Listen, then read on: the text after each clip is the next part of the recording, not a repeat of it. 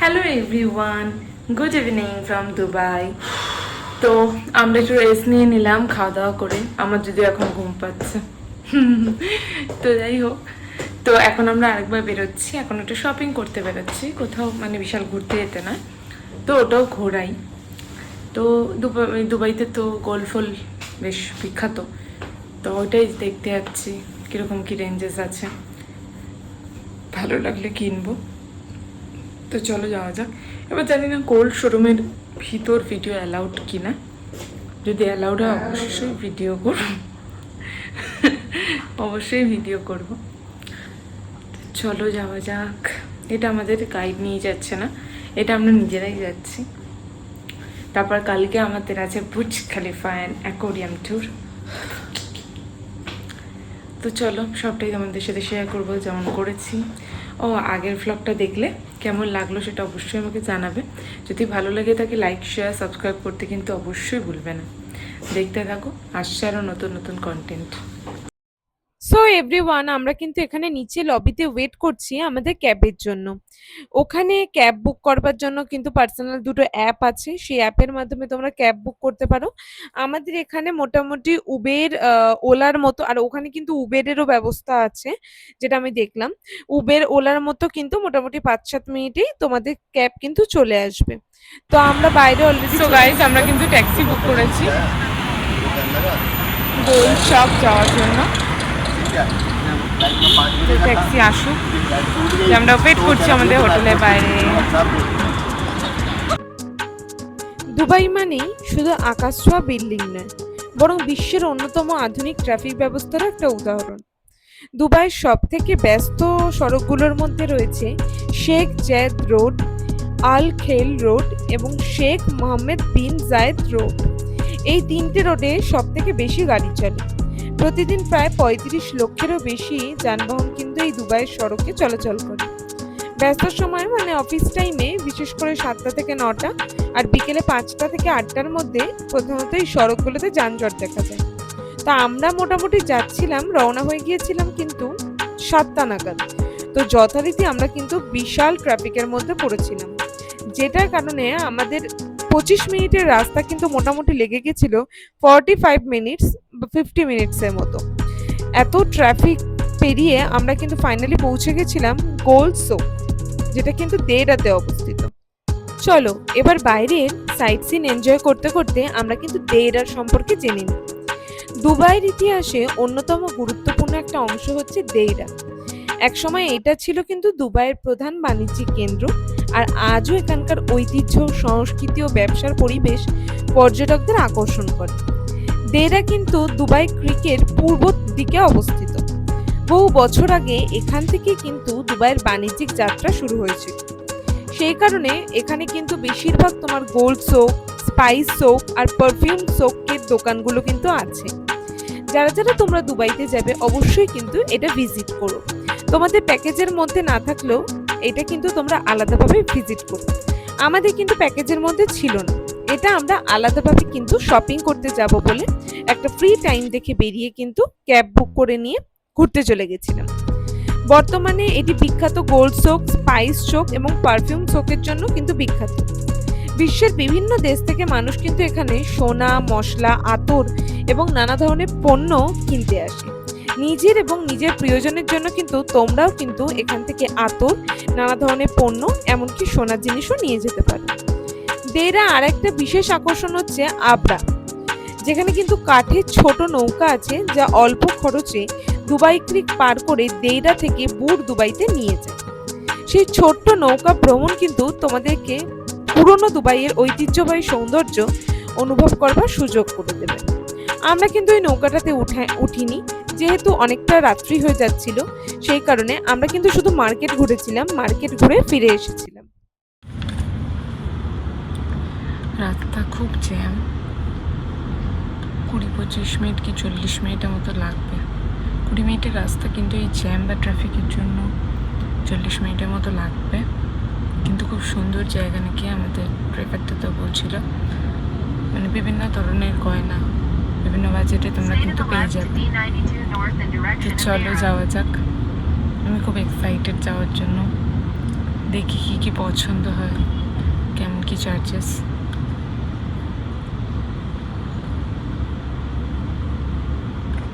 আমরা যাচ্ছি গোল্ড চক। এখানে অনেকগুলোই মার্কেট আছে, কিন্তু ওটা সব থেকে ভালো আর সুন্দর। সো গাইজ, আমরা কিন্তু পৌঁছে গেছি দুবাইয়ের গোল্ড সোক।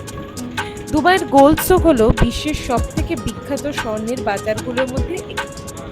এটি দুবাইয়ের ঐতিহাসিক দেরা এলাকার অবস্থিত এবং 1940-এর দশক থেকে ধীরে ধীরে এটা কিন্তু একটা ইন্টারন্যাশনাল স্বর্ণ বাণিজ্য কেন্দ্র হিসেবে গড়ে ওঠে।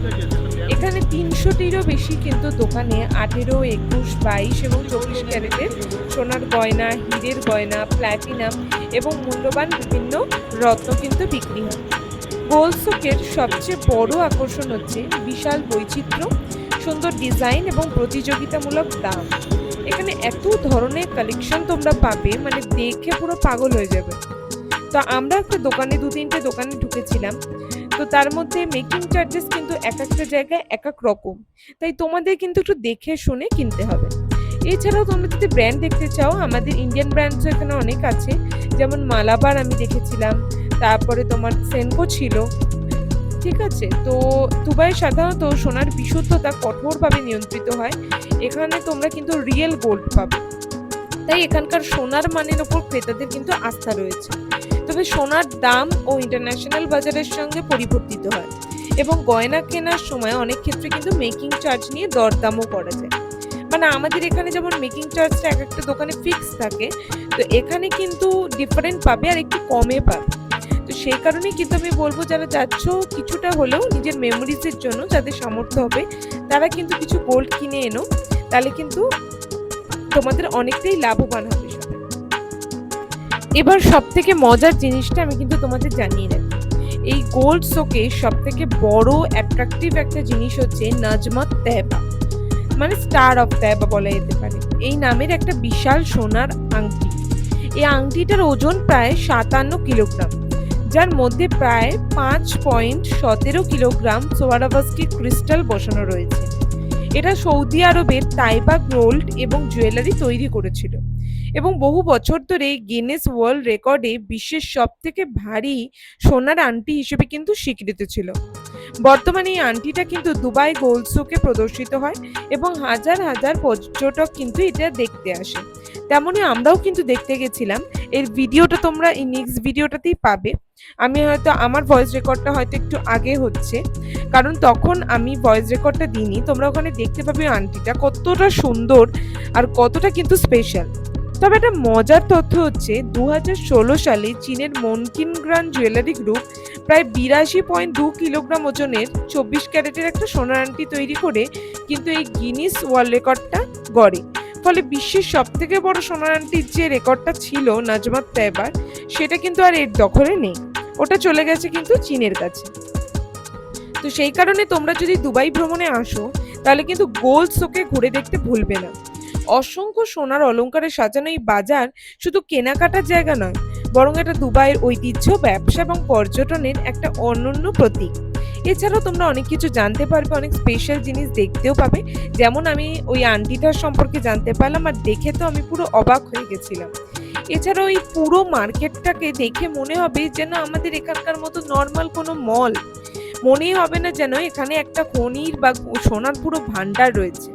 আর ভালোভাবে দেখতে পারলে কিন্তু সোনার জ্যাকেট থেকে শুরু করে সোনার মাস্ক, সোনার বিকিনি, সোনার পুরো গা ভর্তি গয়না, বিভিন্ন ধরনের কালেকশন এখানে কিন্তু আমি পেয়েছিলাম, যেটা আমাকে কিন্তু একদম অবাক করে দিয়েছিল।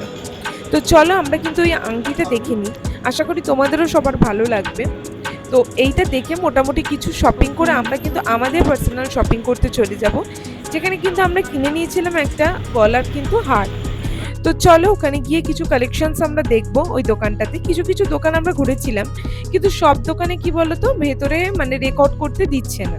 তো তাই জন্য যে দোকান থেকে রেকর্ড করতে দেবে আমি সেই দোকান থেকেই কিনেছিলাম। আর যেখানে একটু মানে মেকিং চার্জেসটা মোটামুটি আমাদের মানে সামঞ্জস্যপূর্ণ হবে, আমরা সেখান থেকেই নিয়েছিলাম। কিন্তু বলা যায় বেশিরভাগ কিন্তু দোকানই কিন্তু রেকর্ড করতে দিচ্ছিল।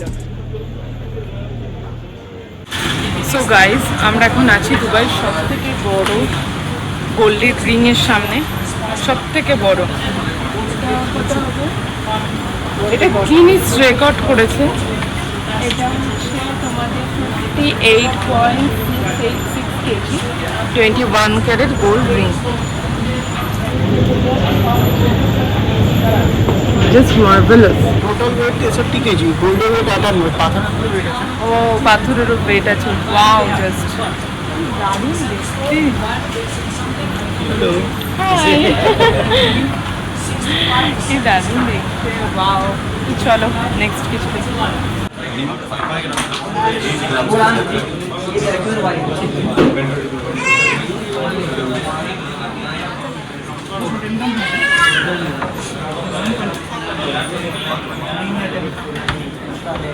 ঠিকই তো আছে।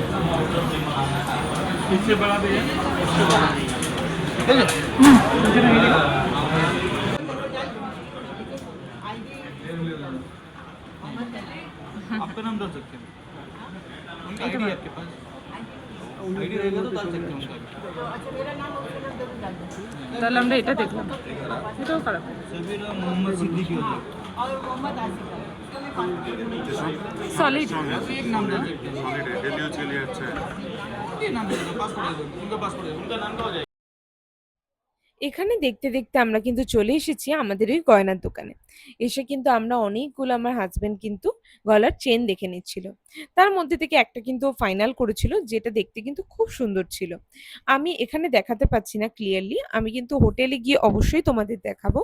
তবে এখানে এসে আমি ব্যাঙ্গেলসের কিছু কালেকশনস দেখেছিলাম, চেনসের কালেকশনস দেখেছিলাম, সেটা লেডিস বলো বা জেন্টসদের, এত কালেকশনস, মানে আমাদের কলকাতা তো সেখানে কিছুই না, মানে কলকাতার কোনো গয়নার দোকানে সেখানে কিচ্ছু না। তো এখানে এত কালেকশনস দেখে আমার খুব ভালো লেগেছিল, আর এত অপশনস তোমার সামনে যে তুমি নিজেই তারপর চুজ করতে পারবে না যে কোনটা তোমার জন্য বেটার। তো আমাদের ক্ষেত্রেও সেটাই হয়েছিল, ওইগুলো চুজ করতে করতেই তো অর্ধেকটা সময়টা কেটে গেছিল। তো হিসেব মতো মোটামুটি আমরা 7টা নাগাদ পৌঁছলেও আমরা কিন্তু ওখান থেকে ব্যাক করতে করতে আমাদের 9:30 10টা কিন্তু বেজে গেছিল। তারপরে ওখান থেকে হোটেলে এসে আমরা কিন্তু খেয়ে নিই।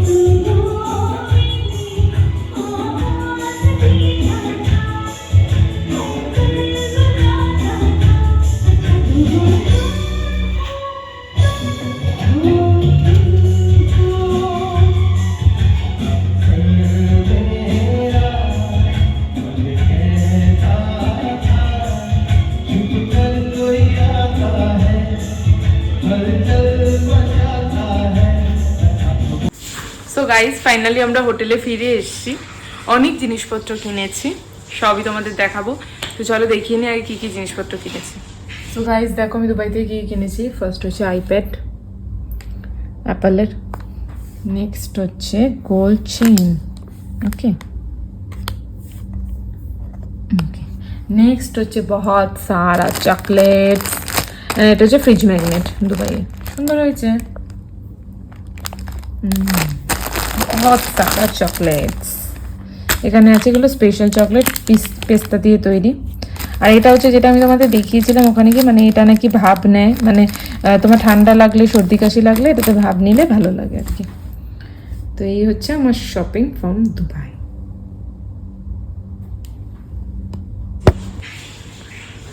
তো তোমরা দেখলে কি কি কিনেছি, এর থেকে বেশি কিছু কেনার মতো মনে হয়নি, মানে নর্মাল পারফিউম টারফিউমগুলো দেখছিলাম কিন্তু আমার অতটা খাস লাগেনি, পারফিউমে বা ইত্যার অতটা খাস লাগেনি, ওগুলো আমাদের কলকাতাতেও পাওয়া যায় নর্মাল। তো যাই হোক, ভালো লাগলো আজকের দিনটা ঘুরে।